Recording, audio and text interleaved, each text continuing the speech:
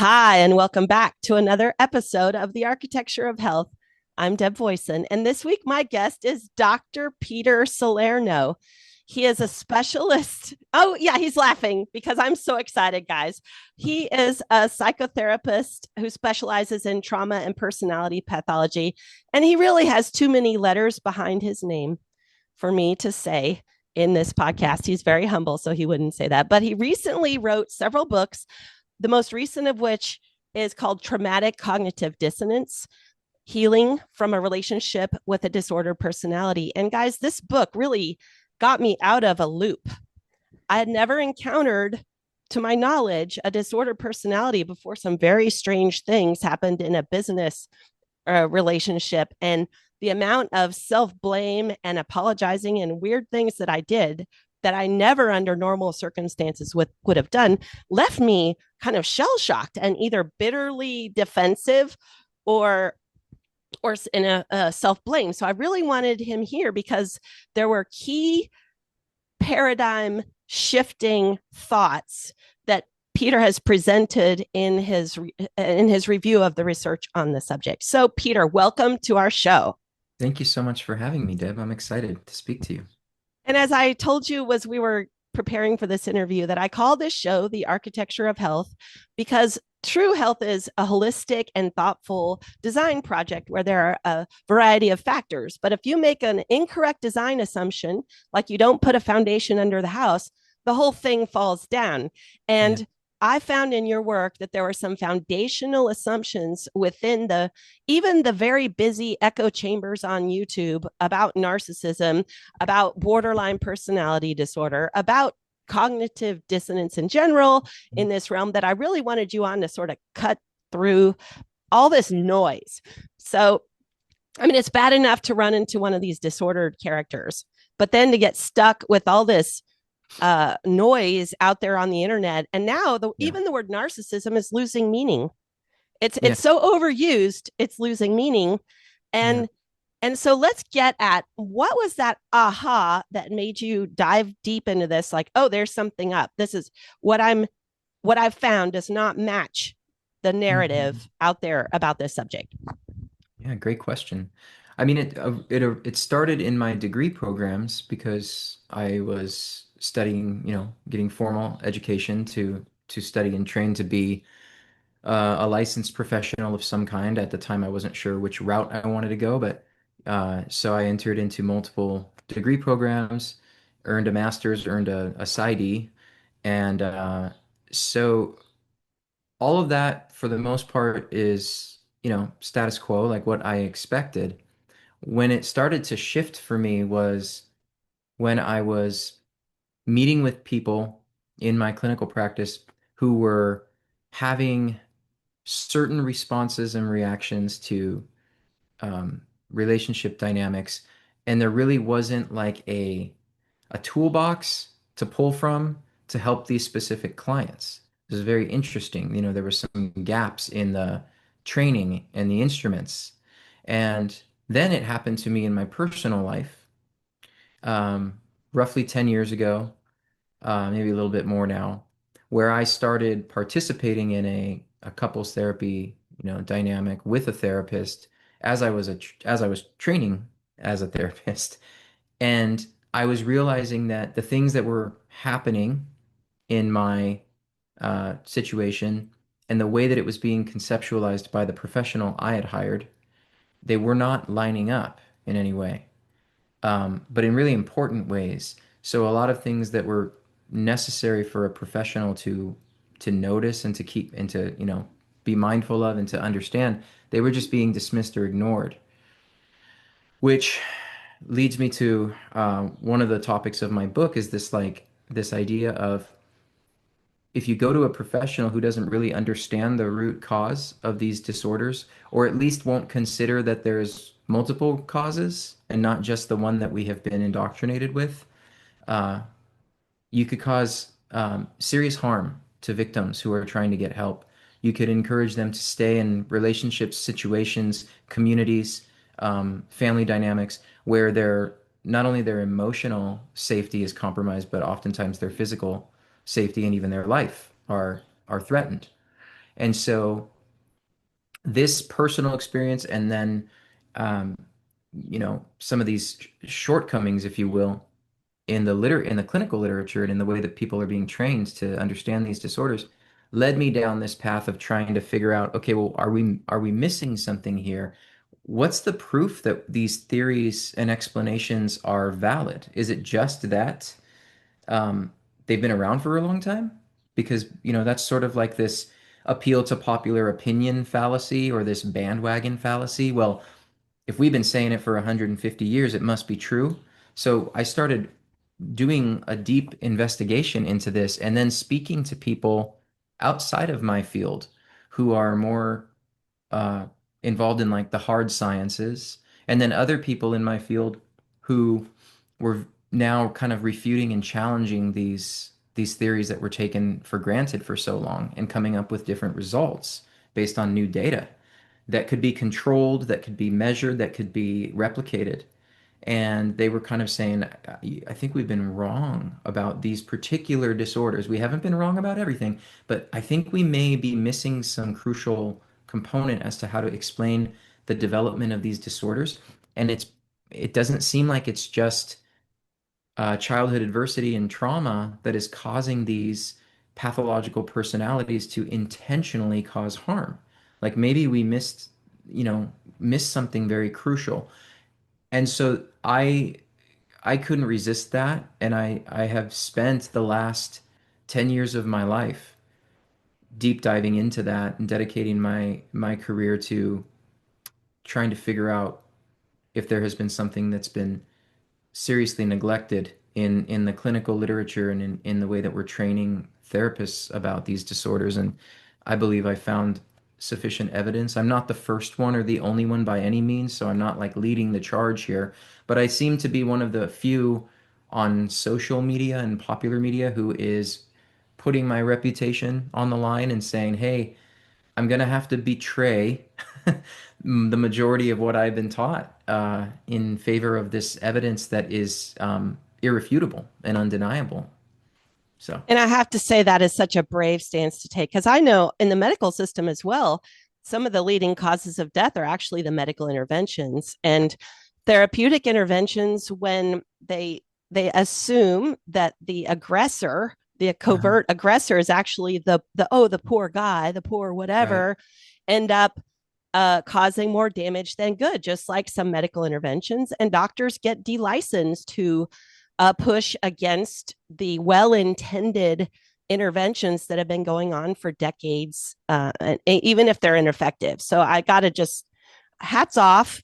I'm all about disrupting unhealthy paradigms. And what one way I would distill what I learned from you was that when you reviewed or conducted brain scans, you hmm saw such a clear neurological difference in the brain yeah, structures. And honestly, guys, in medicine, I don't like to let doctors get away with the excuse that something's genetic when there are epigenetics. We can adapt to our environments, we can adapt to toxins. So I've tended to shy away from that. And yet, if we look at the animal kingdom, if you treat a rattlesnake like a kitten, you're going yeah, to get bit. So, right, so there's something here, and I would say I would summarize that it's hurt people most often don't hurt people, right, and there are some people who suffered no trauma at all who hmm benefit from hurting other people, especially right, covertly. And I would say it's the covert aggression. yeah, I had just assumed all humans are good. Only hurt people would hurt people. I got to go out of my way and give these people many more chances, even when their behavior. And that actually, honestly, that was part of what I I didn't know what covert aggression looked like. I didn't know what a dark personality looked like. So how about we start there? Because it took me a couple of years. I'm lucky it only took 2 or 3 years to figure this out. How yeah, would someone have any idea there's a dark personality, whether it's borderline narcissism, hmm psychopathy, sociopathy? How would someone know? Well, I think people, for the most part, find out after they've been victimized by one because we've been taught. And I don't think this is necessarily a bad thing. I think it's an ideal, but it's not based in reality. But we've been taught and indoctrinated with this idea that for the most part, everybody looks, talks, and acts in the same way and thinks and feels the way we do. And if like we have the capacity to be really empathic about somebody's suffering, that everybody else does as well. And there's been this narrative in my field, which is not completely inaccurate, but it's been misapplied, I think, to certain people. Or the narrative is if somebody is what you just said, having a dark personality, if they have this enduring, pervasive pattern of behavior where they're hurting other people, it's not because they're deriving any benefit from it. It's because there's some there's some necessity in it based on them defending themselves against the unbearable, intolerable core shame or pain that is just so untouchable to them because it'll just annihilate them if they access it or go near it, that they are externalizing that and projecting it onto other people as a defense, right? So deep down they are just like you. They're a thinking, walking, talking, carbon copy of all of the empathy and um, for the most part good people, and they just down on their luck or they had a bad, experience and now they're just exacting this out, externalizing it into the environment. But it's really from a very defensive strategy. And so we can't really be too mad at them because they feel backed in a corner. They feel terrified and scared. They didn't get what they needed at crucial developmental periods in their childhood. And so really their environment created this circumstance. And so we can't fault them for it. We need to help, we need to understand them, and then we need to help them and intervene in a way where they can, you know, handle it differently from now on. And this idea uh, is so embedded in our thinking structure, in institutions and cultures and academia, in therapy realm, in medicine as well. So, I mean, psychology isn't the only uh, field that has difficulty accepting new evidence, Um, but we've been wrong about this, and it's causing a lot of harm to victims of these types of personalities. So to answer your original question, when we talk about a dark personality or a pathological personality, we're talking about what we have not considered, which is it blows my mind that we haven't considered this. We're at this point in our history. We never considered, one, that all the information we get about these individuals are from uh, patient self-reports. Okay. So people who are known to pathologically lie, we are taking their trauma stories and histories at face value. We're not questioning their validity. We're not considering recall bias. We're just saying these people know exactly why they are the way they are, and we believe them. And then the second thing is um, case studies and histories and observational studies that are 100% subjective and interpreted by a practitioner. So let's say we have a psychopath, right? Who they have callous, unemotional traits. They are known to not have any regard for the needs and feelings of others. They don't have any remorse, shame, or guilt when they harm others, including their own family members. And we have understood that whatever they tell us about their histories is true. Okay. Two, that well, we this is a big no-no, but this is how it's sort of been dealt with in my field.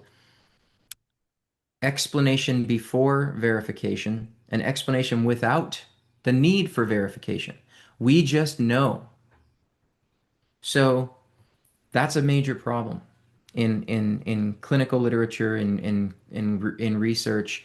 Um, the idea of heritability or disposition has been outright ignored and dismissed by the field. I mean, that it's not possible that someone can just be a certain way based on their inherent traits. Um, so that's kind of where I'm trying to move things forward and say, hey, there's this big chunk of data and evidence that's across the board. It's universal. We have these inherent traits. If you're a human with DNA, we have these traits. And so let's look into that and see if that's contributing to these disorders. And no one thought to, I shouldn't say no one, but it, popular psychology hasn't really thought to ask that question, like at all.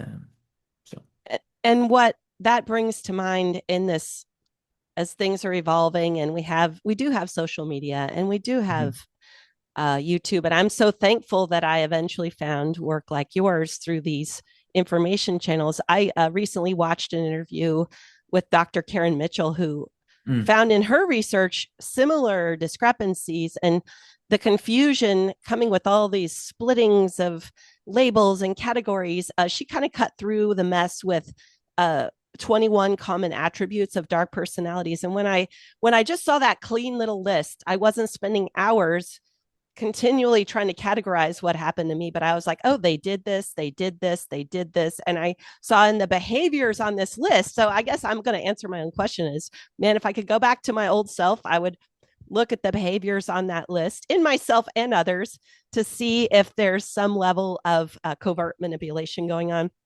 One yeah, other person whose work I really love is Dr. George Simon. And when failing to see the aggression and the tactics of others is always how one gets manipulated. And I yeah, think what this ties into what you're saying, when we believe at face value someone's trauma story. mhm, There's no verification, but we just believe it because we kind of have to not go crazy at first, right? mhm, mhm, But when we start to see the mismatches not starting to verify sooner, like seeing the mismatches in the behaviors and the words and the actions, is when I failed to see the aggression. And part of it was getting all confused with you know, people not being neurotypical. Like, oh, maybe they're ADHD, maybe they're autistic, maybe they're borderline, maybe they're cured.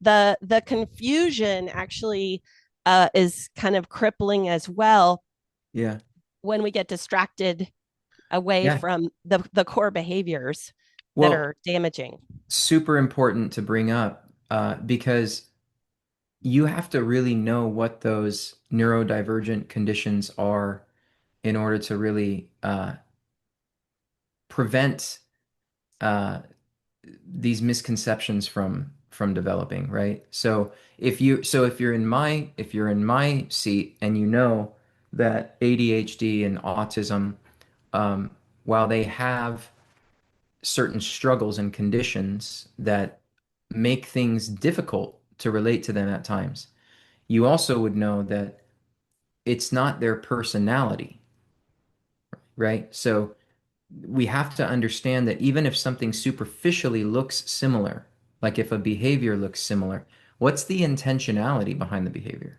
Because if someone with ADHD is being disruptive, and if somebody with autism is absolutely refusing to collaborate with you in a conversation about something, and they're just sticking to their guns, and then if somebody with narcissistic personality disorder is just outright stating that they're right and you're wrong, those are three different motivations. And so the we have to really be clear on what we know about these different conditions and afflictions because it does come down to intentionality. Mm. It's not the intention of somebody with ADHD to disrupt and interrupt you because they don't value what you have to say. There's something going on in the orbital frontal lobes that's preventing them from being able to keep their mouth shut long enough for you to finish your sentence. That is not something that we should pathologize in the sense of, well, that makes them cruel.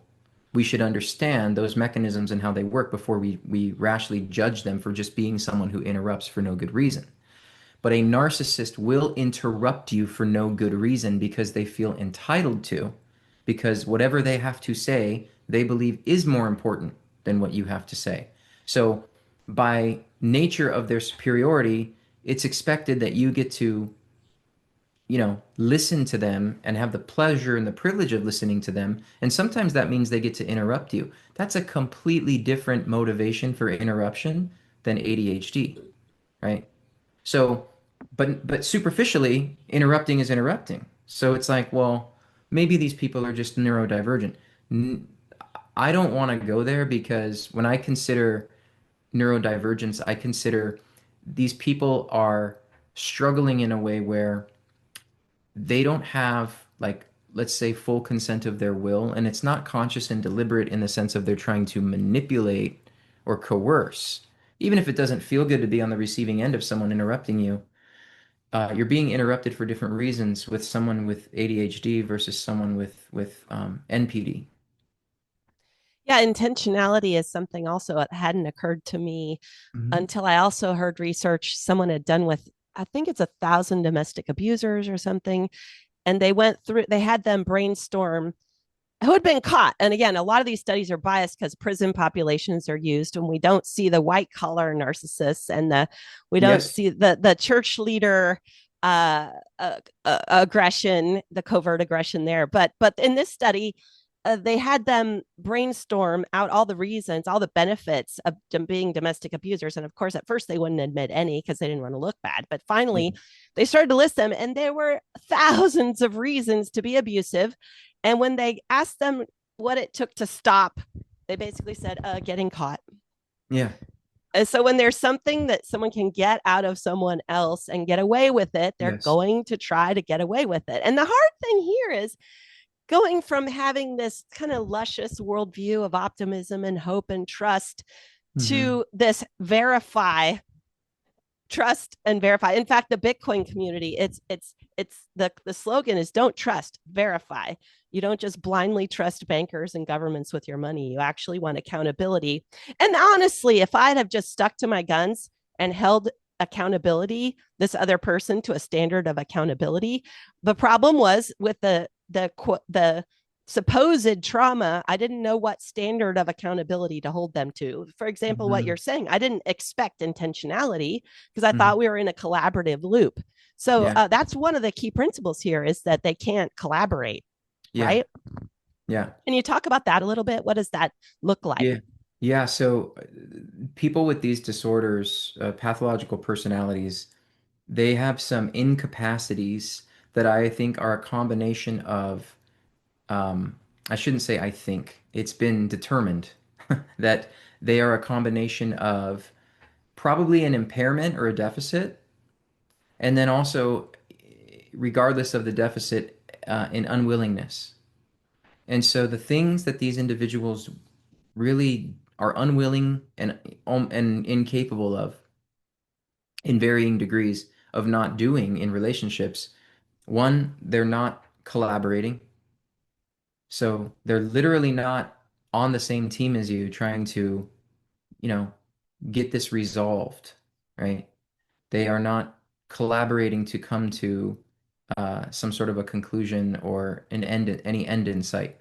The second thing they're not doing is they're not problem solving, which is related to collaborating, but they're not actually trying to end a problem. They are actually sustaining problems and creating new ones as you are trying to collaborate with them to solve an original problem. So they have this agenda where they're keeping problems alive rather than solving them, and they're not collaborating with you to come to any conclusions or decisions or resolutions. Um, Another thing that they're not able to do or they're unwilling to do is they're not able or willing to self-correct, which would require some humility and some responsibility. They are not trying to self-reflect in a way where they can notice where they are contributing to a problem and then correcting that. They're just not doing that. So what that means is these problems are the other person's fault always. It's not that I did something wrong. It's not that I said something wrong. It's not that there's something inherent in me that needs correcting. It's only a problem when you open your mouth and give me trouble. And then now you've created the problem. And that's how they truly believe uh, the world works is like, naturally I am the way I am and I'm fine until you come and mess with me or give me trouble about the way I am. Then we have a problem. So no self-reflection or self-correction. Yeah, it's a similar with borderline. And I mean, we're talking about all the dark personalities, and there are differences, particularly the ones that I pay attention to are borderline and narcissism. Hmm. And the lack of ability to propose solutions that emit any kind of uh, Yeah. change needing to be made on their part. And the underlying, even if they're using the facade of deep humility, this facade of evolved, spiritual, deep, oh, I'm so deeply humble. Right. Underneath it, when you see whether that person ever proactively repairs, steps into a problem solving discussion. And what happened is I just was the person always proposing solutions and always apologizing. And I just assumed, oh, someone, and I assumed it was CPTSD. I was like, Hmm. oh, they don't have this capacity because of CPTSD. How could you tell? Now, I think what you're going to say is the difference between that and a personality disorder is the personality thing is lifelong. Can you help? How would I see? And a Yeah. CPTSD person would actually have more ability to collaborate, right? Yeah. So all of those personality impairments that I just mentioned, as far as like um, collaboration, problem solving, self-correction, self-monitoring capacity, um, the reasoning muscles, humility, responsibility, accountability, those types of things, those don't get compromised in someone with who has trauma. Not if they haven't, not if they have a normal or neurotypical personality. Your personality doesn't change when you have trauma. This is one of the big mistakes that people make in my field is they'll point to structural and functional differences in the brain following traumatic events and say, well, this is why this person, can't collaborate, or this is why this person is so preoccupied with um, tactics like self-enhancement or rage. Those are defensive strategies based on how the structure and functioning of their brain changed after they were severely neglected. Okay, well, there's a lot of inferences being made there and a lot of fallacies. Somebody who has post-traumatic stress disorder or complex post-traumatic stress disorder, which is not officially recognized in the DSM. It's recognized in other manuals, so I'm not going to say that it's not an official diagnosis. It is in some manuals, but like the manual the that the American Psychiatric Association has, we don't have a complex PTSD. Um, so those disorders, to me, they're more symptomatic conditions, right? What that means is they're symptomatic in the sense that the symptoms come in certain contexts, typically when there's internal or external environmental stimuli that are reminding you of a particularly threatening event. And then those symptoms come and then it activates a threat response. And this can certainly cause someone to act out of character temporarily, right? But this is not the same thing as a characteristic way of being. And personality disorders are more related to a characteristic way of being. Nothing really has to happen for that character to come out. It's like it's who they are.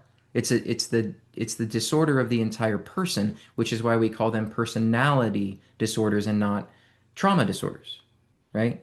So trauma, there are symptoms.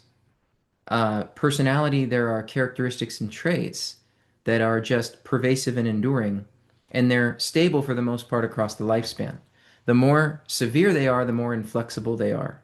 And so the reason why this is relevant is you mentioned borderline personality. Borderline personality, there have been therapists, there have been theorists, there have been researchers who have vehemently tried to propose to reconceptualize BPD as CPTSD. The reasoning for that is that they're saying, well, we all know that there is not an individual who develops borderline who hasn't been either sexually abused or so severely dismissed and invalidated and neglected in childhood. So basically, the symptoms we're seeing in CPTSD are indicative of BPD. And there's such a stigma with BPD. Let's take that out of the personality disorder classification system and put it where it belongs in the trauma system. Here's why we can't do that and why it likely will never happen. Those people who are proposing that are confusing risk with causation. There is a different causal factor related to BPD and CPTSD. It's not up for discussion, it's just irrefutable, it's in the data. There are individuals with BPD who report no trauma when they're in clinics being treated for their BPD. There have actually been recent findings where 30 to 70% of individuals with BPD report they've had a traumatic event, and simultaneously 30 to 70% of individuals with BPD have reported no trauma. And so the reality is now, today in 2025, like it or not, I guess I'll be the bearer of bad news and I'll take the heat for it.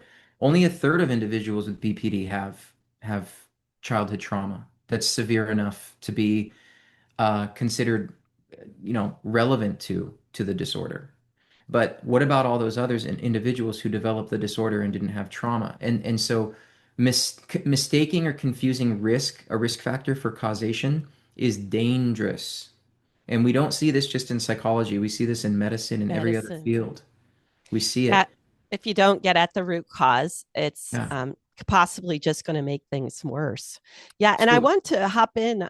yeah. I was only able to break out of this weird cycle once I was doing some PTSD reprogramming work myself. And all of a sudden, because it's weird, someone very indirectly tried to kill me when I was 19. And had stuck with me on a level I didn't know. I was people pleasing my way through life. And once I did that, and I'll have that person on my show another time. Once I did the PTSD, I was also always blaming myself in this weird cycle of covert manipulation. I was always blaming myself. And the second I did that therapy and I mean, it was, 10, we did 10 sessions, right? But Yeah. I came back with boundaries. I suddenly just had this neutrality and I was like, oh, you can't offer this, then no, I'm not doing that. It was the weirdest kind of calm. Mm. And that what on the flip side of that, to your point, if someone actually has a personality disorder, they can do PTSD therapy the rest of their lives and it won't make any difference at all if it wasn't a result of trauma as the root cause, if it's actually Yeah. personality. So on They that question of oh, go ahead.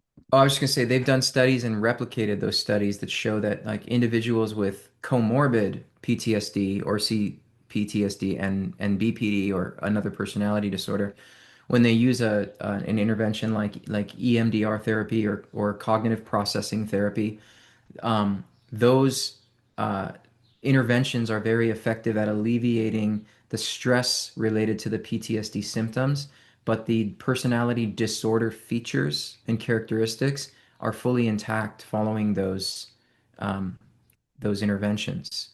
And so we are seeing not just people speculating about it, but we're seeing in clinical treatment that the personality remains intact, even if the trauma is successfully alleviated in individuals with comorbid trauma and uh, personality pathology. So, you know, that just speaks to this idea that these are separate, distinct classifications of disorders for good reason. To try to commingle them or to try to reconceptualize them as something related to attachment or, traumatic events, it's wrong. And there's a reason why we consider them distinct clinical syndromes. It's not because we love to create stigmas about people and make them feel bad about themselves. Those terms are descriptive terms for good reason.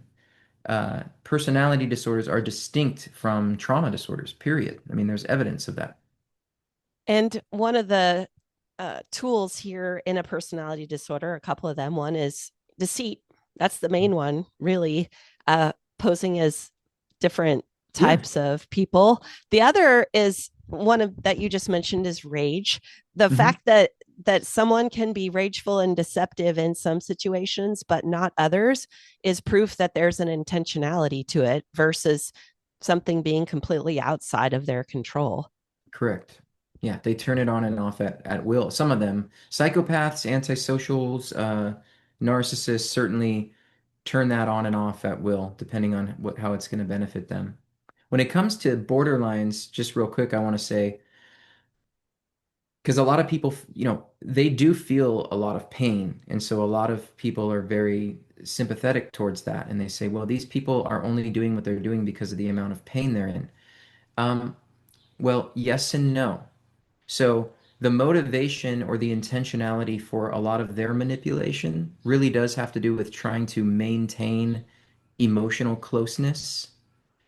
But the way they go about maintaining emotional closeness is extremely manipulative, for some, is extremely manipulative and deceptive. And so we can't um, overlook that they can't do it the way they're doing. No matter how much they're fearing abandonment or rejection, they can't treat people that way just because their fear and their pain are so strong. So, with a disorder like that, you treat the ability to help them regulate that level of fear of abandonment or fear of rejection or that minor slight that was really not that big of a deal that they, disproportionately reacted to. You treat them how to regulate that. You don't talk to them about their childhood trauma. You don't even bring it's irrelevant to the discussion because that's not going to help them behave better. And so it's not going to improve their relationships. And that's what we've been getting wrong historically in this field. It's really irrelevant. And I would say on the flip side of that, people who have gone through this traumatic cognitive dissonance on the other side as the Mhm. even probably unknowing victim.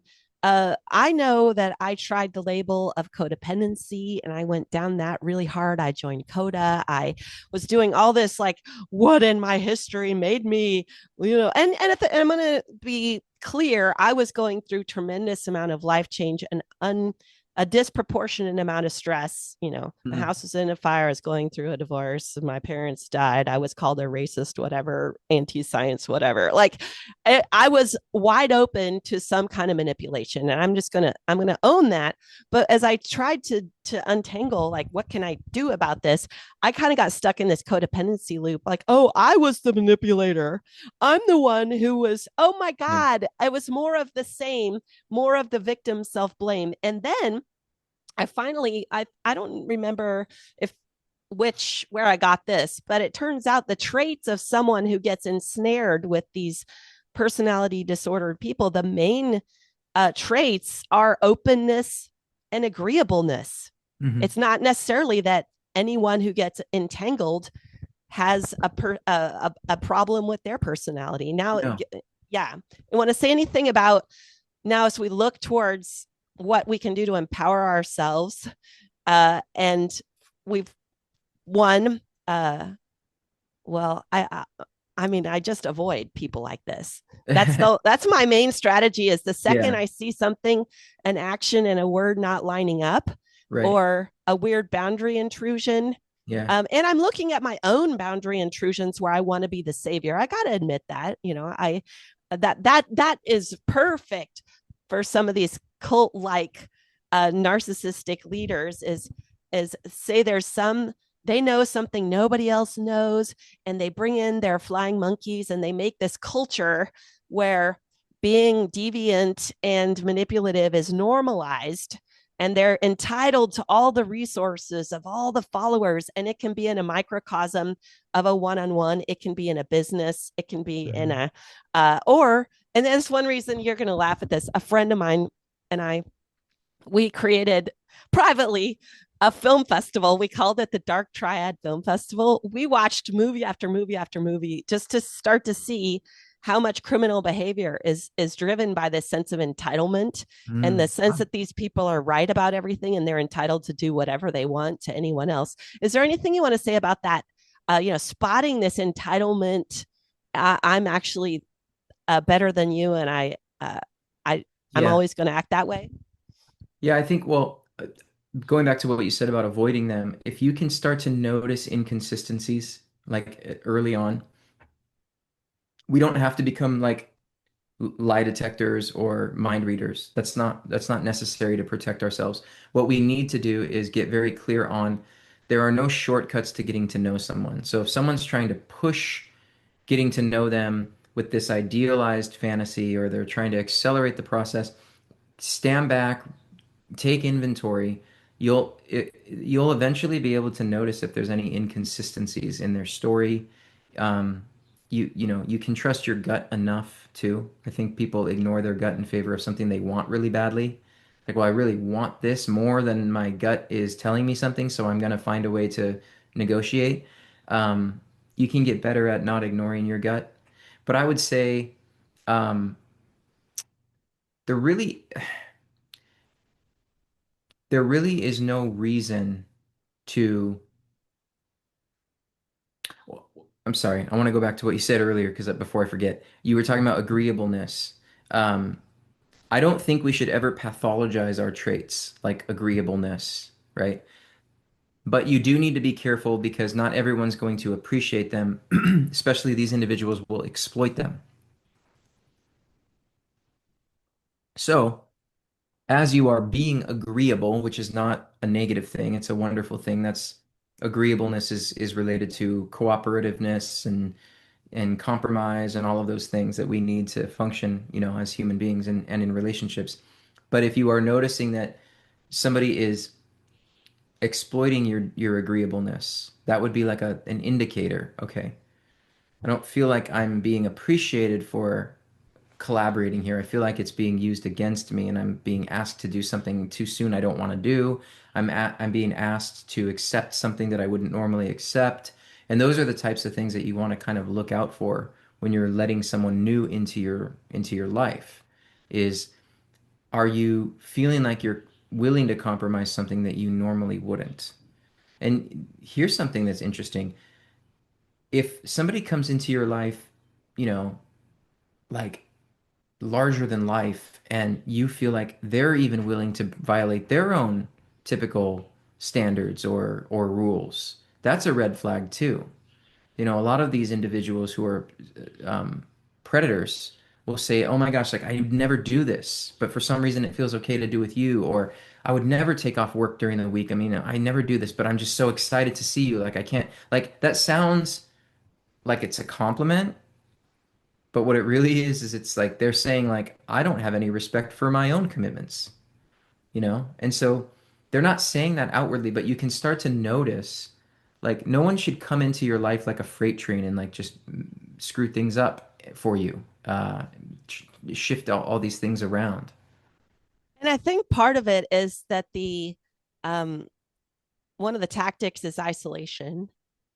And so you don't have your normal network of people Right. to be able to tell how is this really in the grand scheme of things. It's and I got to admit my own arrogance of like, oh, I'm so special, this person is like treating me like I'm this way, I'm that way, and that fantasy of being special actually also turns us into flying monkeys who are Mm. defending and doing the dirty work of these manipulative lying people because we become protective. Oh, I'm special and I'm going to protect this person because nobody else ever protected them before, they've been hurt so much. And Yeah. yeah, so I have to admit my mistake. I was kind of like a freight train. I'm not going to lie. With all my life turning upside down like that, I was like starting to question everything during COVID, Peter. I uh, ups right was wrong and wrong was right, and I didn't know who to trust. And I started to go, oh, maybe people getting canceled are the good guys.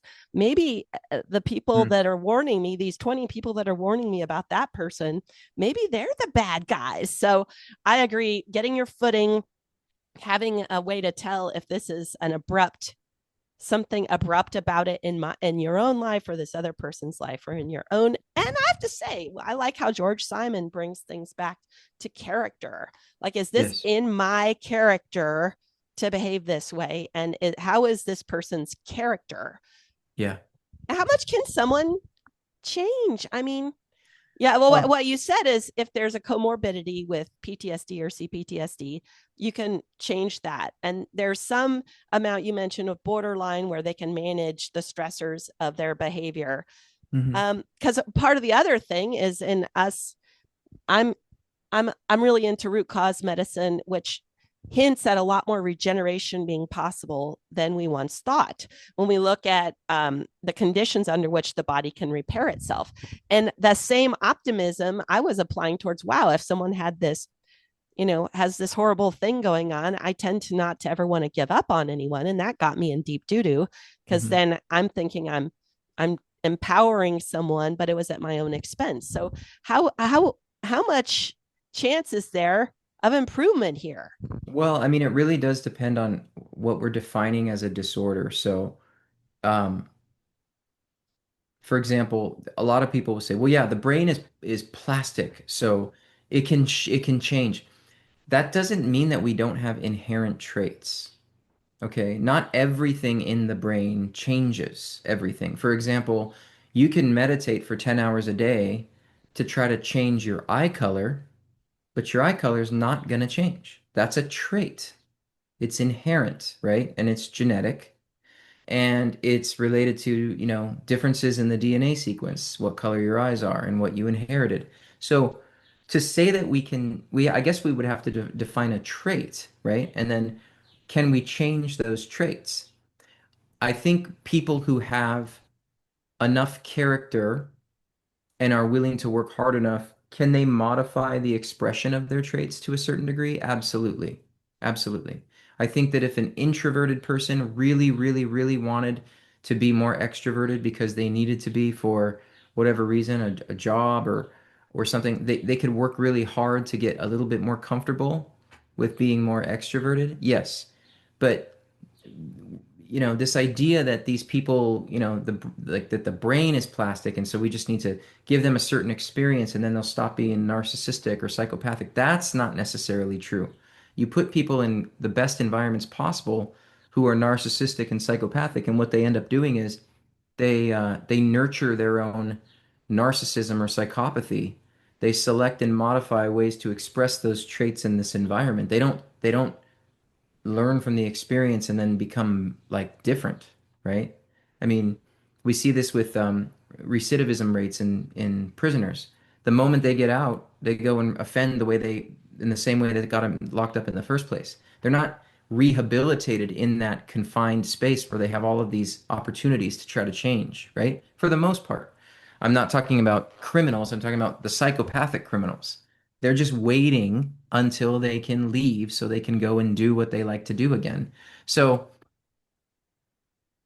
there have been cases of people who have worked really hard to try to change their character. And I think to a certain degree they can. However, that requires you knowing you have a problem in the first place.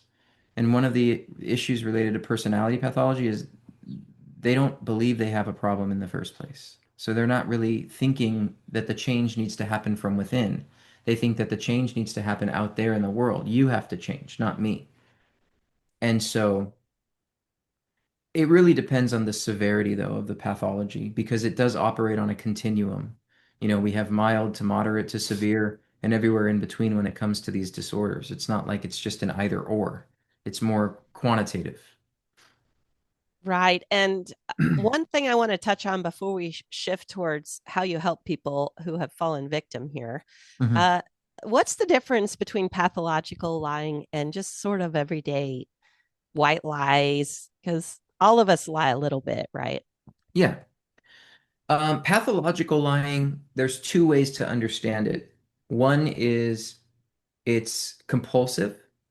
So some people believe that pathological lying refers to the inability to not lie. Even if it would benefit you to tell the truth, you still can't help but lie. It's more of a compulsive behavior. Then there's another definition, if you will, of pathological lying where it's not compulsive, it's intentional all the time. People derive pleasure from lying. They derive what's called duping delight. They enjoy pulling the wool over people's eyes. They will lie even if it's in their best interest not to. Even if the consequence is less severe, if they tell the truth, they still would choose lying over not lying. And that's deliberate, conscious, whereas the other one is compulsive. They can't help it. So the research says both, depending on what you want to call pathological lying. That's different than white lies where you experience guilt or shame or remorse or regret, or your moral your conscience comes online and doesn't like the way it feels to misrepresent the truth. Those things don't happen with pathological lying. They're not suffering from regret or guilt or shame or remorse after they're lying. Lying to them is their birthright. They get to do it. It benefits them to do it. That's a really good distinction. And in fact, some white lying is to benefit other people. The idea is Yeah. like, oh, I don't want her to feel bad. That dress Right. makes her look fat. I don't want her to feel fat. Versus that sort of grandiosity of always wanting a leg up and always wanting control. Yes. And Yeah. actually getting pleasure out of hurting other people or controlling other people. In fact, that was part of my problem is this whole network of people. I don't know. It could have been a whole cluster of personality disordered people. And that's part of the fog is these people surround themselves with enablers that Hmm. make what they're saying or doing seem more true than it is. Okay, but we got to switch towards okay, so we figured out we've been entangled, and I will use the word entangled, ensnared. And if we don't do something, I've heard about the interject that Vatkin talks about. But okay, hold on before we get there. Uh, I've heard object impermanence. Hmm. I let I started to label things as, oh, they're avoidant or they have object impermanence. Oh, they really did forget. Oh, they really have to sleep with 80 people because they're like a baby that doesn't know their mom is coming back. Right. Is that BS or is there something to that? I don't want to say it's BS. I will say that the majority of that, well, all of that data is based on speculation and inference. It's not something we can test. So, um, we're talking about these defensive strategies essentially, right? These people are doing these things because of object impermanence or because, A um, basic interruption of the developmental cycle, kind of yeah, calling them troubled preschoolers or toddlers. right. But so here's the thing. There's a lot of people who struggle with object constancy, and there's a lot of people who struggle with these things that are not personality disordered. So somewhere along the way, we like grouped those two things together. Like this personality dysfunction is a direct result of these um, failures in development, whereas there's lots of people who don't have object permanence because of their upbringing, but they don't go anywhere close to meeting the criteria for any personality disorder. So it's interesting how these things were commingled and interwoven. Um, the evidence is weak. It's based on anecdote. It's based on subjective observations of small sample sizes.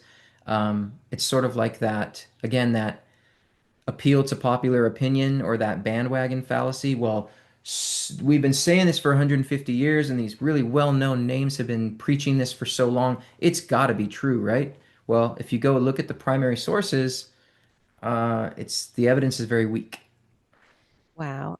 But the fact that that could even exist in an adult is kind of crazy. Object impermanence, that would be a totally different set of behaviors than a neurotypical person. Okay. And so I'll come back to that. I'll do some more research on that as a separate category Yeah, from we'll dark do part personalities. two. We'll do part two with Okay.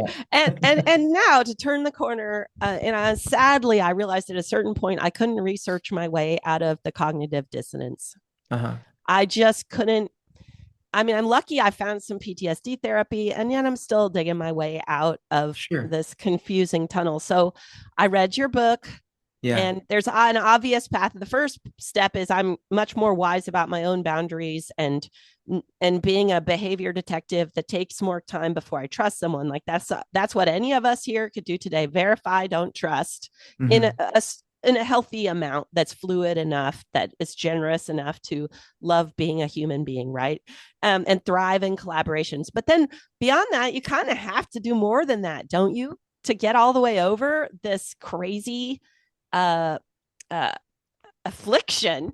Yeah, I think, well, two things that I say are crucial to recovery are getting your nervous system regulated again so that you can start getting your core beliefs back um, in alignment with who you truly are. Because when we're coerced and manipulated for so long, we start our core belief system, which it's a metaphorical system, but it's basically um, our ideas about ourselves, others in the world.